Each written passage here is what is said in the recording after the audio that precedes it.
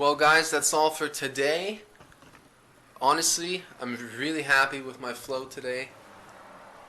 I'm sure you guys liked it. Some of you guys, like, but I don't care, man. Like, for me, man, I say that a lot. But for me, at least lately, I've sort of changed the way that I view, and that's really helped me with music. And that is not to view music as a product, something that's labeled with like good or bad, or your voice is good or bad, or it's in pitch or it's not in pitch, or whatever, right?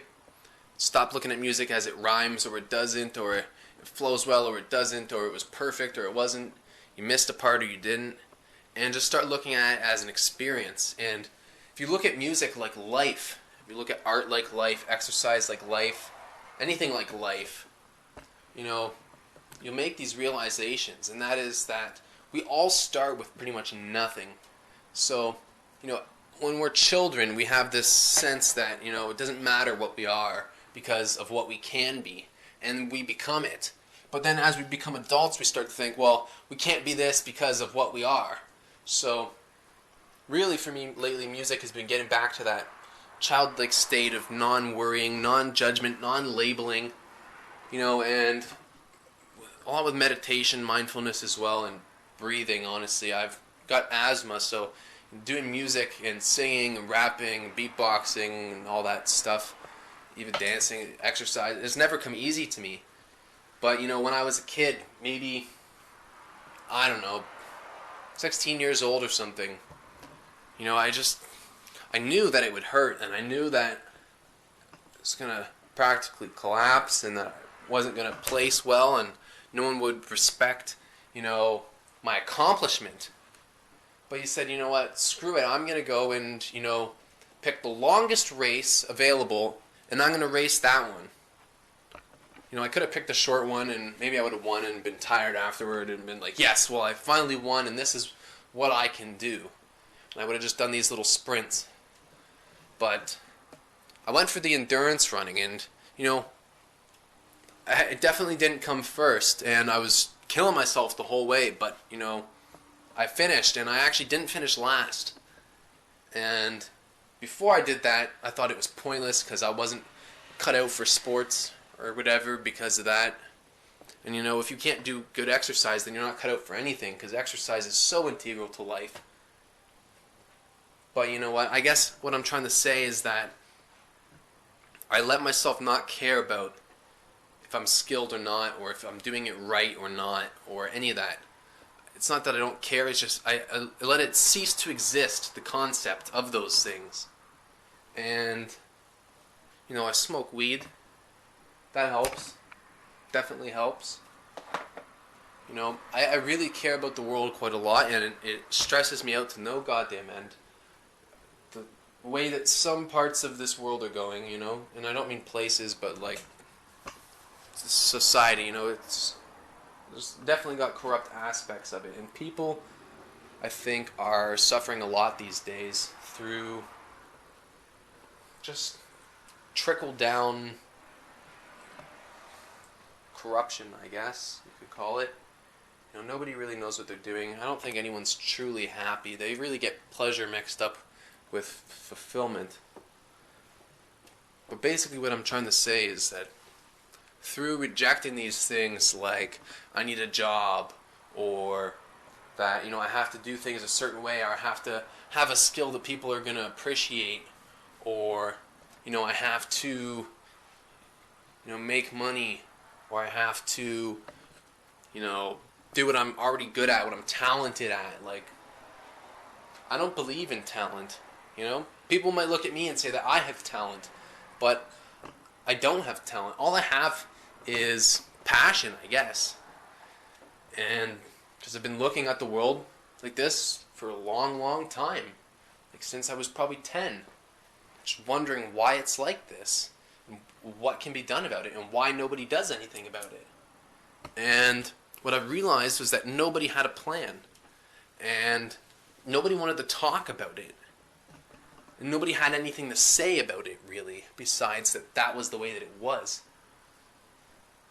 So even though I do care about these things a lot and I want to change the world, basically, I make my environment one that promotes what I believe in, and then I stop believing in it while participating within flow activities. It's not that I just stop believing necessarily, it leaves my mind. It goes out to space, or I go out to space, let's say. Just as a metaphor. I think I've heard somebody say that before. To go out to space. But,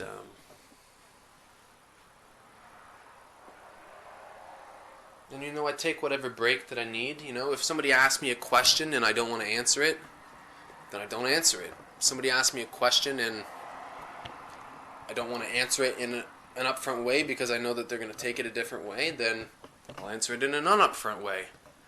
You know, if somebody asks me a question and I don't know what to say for a moment, I'm going to take a pause because I'm just bad at coming up with something like that really on the spot. But you'd think I'd be good at it because of freestyle and stuff, but I've just sort of started freestyle, honestly.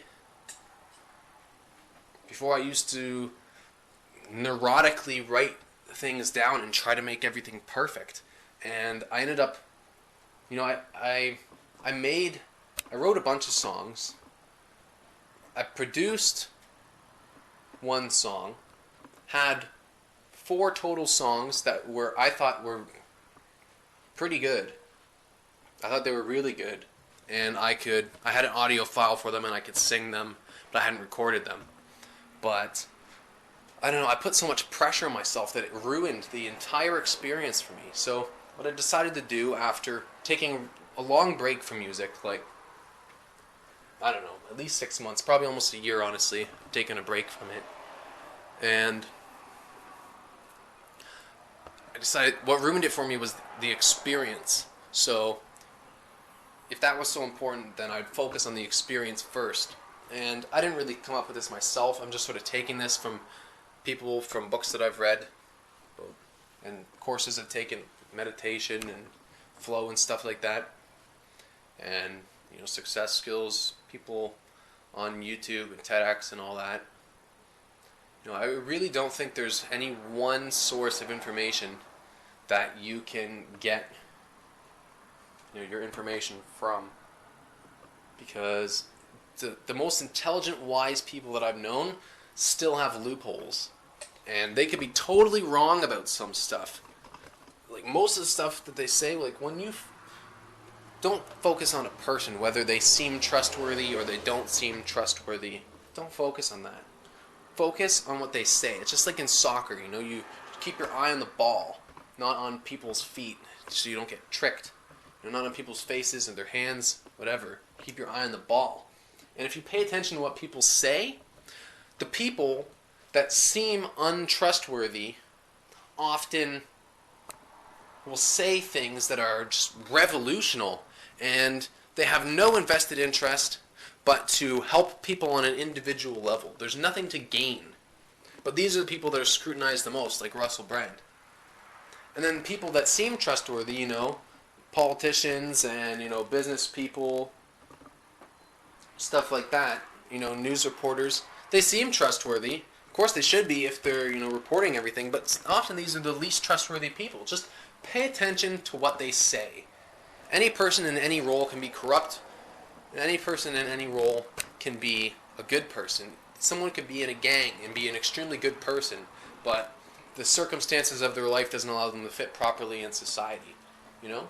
Somebody can be, you know, in some sort of country or religion that you don't agree with, and they may not agree with it either. And they're just there because that's where they were born. And, you know, they might want to see some changes there too. And maybe if you open your heart a little and you end up talking to these people, and maybe you'll find out that you have similar ideas. So along with music and art and the non-judgmental sort of nature and all that, I really think we need to come together as a whole too. It's not that, you know, there's some sort of thing that we need to do, but we just need to know each other because we're so disconnected. If you look at the idea of divide and conquer, that is what we're living in. And, it's more and less insidious than it seems. Because it's so subtle, the way that things are done. But if you're not truly happy, then maybe you want to consider some of the things that I say. Because, I've been unhappy for a long time. I think we all have, but I've been conscious of the fact that I'm unhappy for a long time, and I haven't ultimately repressed it. In a way, maybe I repress it on a daily basis, in a little way, with these flow states, in order to never truly let go of it. See, because if I wanted to let go of it, then I wouldn't be able to, because I want it away from me. But since I take myself away to get closer, it never truly leaves, if that makes any sense. But you see, it's a beautiful day. There's trees outside and sun. Some guy's got a nice yellow truck. New bus shelters as well. There's a lot of things to be happy about today, We've got a roof over our heads, probably.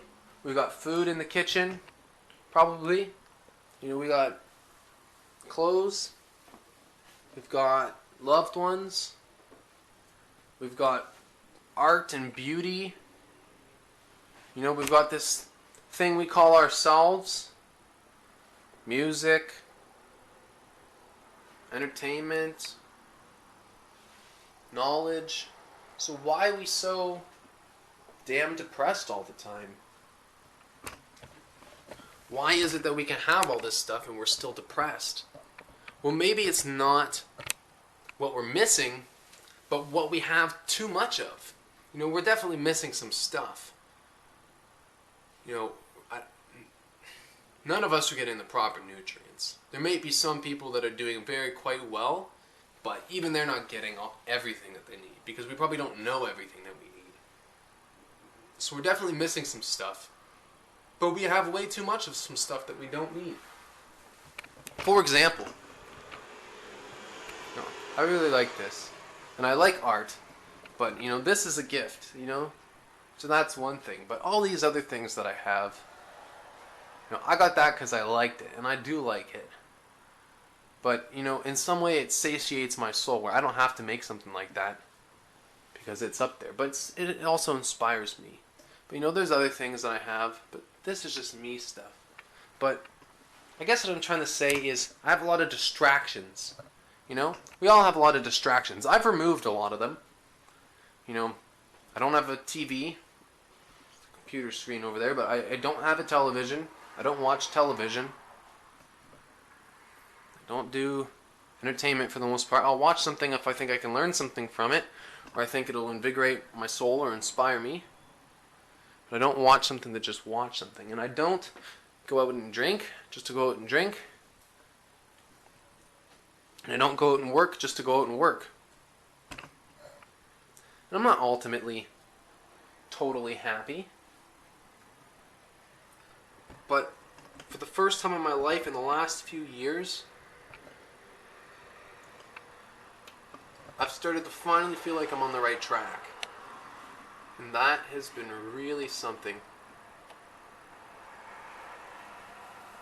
Because change is really difficult. And when we try to make a big change, it seems like every little thing that we had going for us the right way seems to fall apart. Because they all support this greater thing that we were participating in. Which is, let's call it our default life. So we're participating in this thing. And, we never really chose this. But this is how things are supposed to be, so we're told. So it's just what we do. So what makes me, I don't want to say happier, because I think happiness is fleeting and it's not terribly important, honestly. It's just a gauge, a tool, an instrument to measure stuff. But why is it that I am able to achieve the flow state and do music and enjoy myself and forget about all the stuff that stresses me out? Or perhaps the question that I should ask is more, why don't more of us use the flow state to temporarily relieve ourselves of worldly concerns and stresses and get to know ourselves a little bit better? And rather than just getting to know ourselves, if we get to know the world a little bit better, that does a lot too. I notice that I can get little jumps and spurts of happiness and feelings of accomplishment, but I feel like the only time that I really truly feel wondered is when I'm exposed to some beautiful aspect of nature. Generally something that builds a new memory, something that I haven't seen before, but natural beauty, trees, rocks, water, clouds, sky, space, stars. These are the things that make me truly wondered. And I do this by just not thinking and immersing myself in them within the environment. So, if you want to achieve the flow state and give yourself some temporary relief and creativity time and allow yourself to be expanded from within instead of adding on to yourself from without, what you can do is, I've talked about this thing called the 5 pillars. You have nutrition, exercise, and sleep, and then you have these other 2 factors called perspective and environment. So essentially perspective is sort of like our guidepost, our rudder in life almost. So what our perspective is, it's like if you say, don't think about a white elephant, you think about a white elephant, right? So if you say, don't panic, you're going to panic. If you say, don't worry, you're going to worry.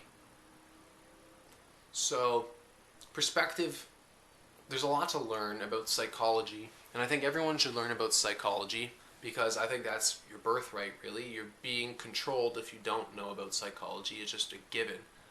And you might not even be controlled by people that are intending to control you, but if you don't know about psychology, you're inevitably, inadvertently controlled. But you don't need to worry about that. It's not that you shouldn't worry about it, because you can, but you don't need to, because it's really not worth worrying about. Reading about psychology isn't worth worrying about either, but it is worth doing. And I believe that you'll gain a lot of positive benefits from it, and you'll feel a lot better about yourself, and your relationships will improve, and there'll be many other benefits as well, and you can tinker with your own brain and stuff. But essentially, the perspective that we have in society, in our culture, whatever, is kind of a type A personality. If you look at type A, type B, there's a lot of types, but type A, type B. Type A is very stressed and needs things done yesterday, and it never gets anything important done because it's always putting out fires. So that's the type A perspective. If we can achieve a type B perspective, there's a lot of creative and constructional stuff that we can do. And the best way to describe the difference between type A and type B is that type A wants something, it has desire. Type B has no desire. So you achieve type B through meditation and through non-judgment, non-labeling, and through letting go of everything, basically. And it really is an interesting, awakening feeling when you let go of something that's very important to you, and when you come back to it, or it draws you back, you discover that you're drawn back. When when I was so religious about my music and writing things, and I had to become a good musician and a famous musician, and people had to like me, and I had to get my message across and all that. I just broke myself with stress because I lost where I was going with that. But I broke myself with stress, and the creative flow wasn't there. I would use my mind, and my mind got better at music, but my heart started to get worse at it. And although I got better, I soon didn't want to do it anymore because I felt like it wasn't going anywhere. I felt like people didn't appreciate me. I felt like I wasn't getting any better. And that was very type A thinking. That was a type A perspective. And what meditation and mindfulness has done, and reading about psychology and flow and all that, is it's allowed me to not care about that. And since I stopped caring, I've stopped writing music pretty much altogether. I don't really write music anymore at all. I'm not on paper. I use paper for a lot now. Not on my phone. I record music. So this is a perfect example. Instead of holding a camera, you can hold it. It's not that distracting, but it can be. But instead of looking through the lens at yourself while you try to talk candidly, you simply put the camera on and you forget about anything about it that matters. The only thing you should maybe pay attention to is how much time you have left on the clock, but you don't really want to pay attention to that either. The more you can remove yourself from having to think about anything, having to worry about anything, set a time block aside, create an environment of time in which nothing matters, in which you're only exposed to the thing that you want to work on. And you only want to work on it before you enter there. And if you can lock yourself in a room for a given amount of time with only, a piece of paper or an instrument or something like that, something that you're interested in, and you lock yourself in there, but you don't put pressure on yourself to do it. You simply sit there, don't even look at it, don't even think about it, totally ignore it, have no desire for it, and just breathe and hold nice posture and meditate. But, don't try too hard to do any of that. Just do what you're doing. And at some point, you may feel, and you should just do this until this happens, you'll feel a creative urge. Or it's almost like you had a sensor out and you're waiting for a signal or a transmission to come in, and when it starts coming in, the instrument starts going and starts, writing out the code of whatever the transmission, the signal is, right? So for an artist, I think when you achieve blank open space from not thinking and from cutting a piece of time away and from removing yourself into, a pretty undecorated environment with only, no distractions. When you remove yourself from all that, you create blank space in your mind for receiving these type of creative signals from another type of part of your mind or somewhere else, who knows. But you receive these creative signals, and like that little instrument ticking, when you free up space in your mind and you free up space in your veins through breathing the air, you allow yourself to receive these transmissions from yourself or whatever, and you just sort of start writing or start playing or start humming, doing whatever,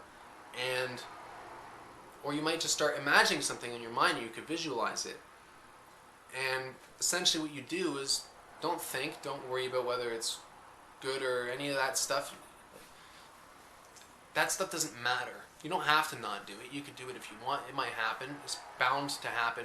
Our minds will get in the way for a while until we're used to meditation, but it doesn't matter. I'm not going to say don't worry about it, but it doesn't matter. And you just do that in that room and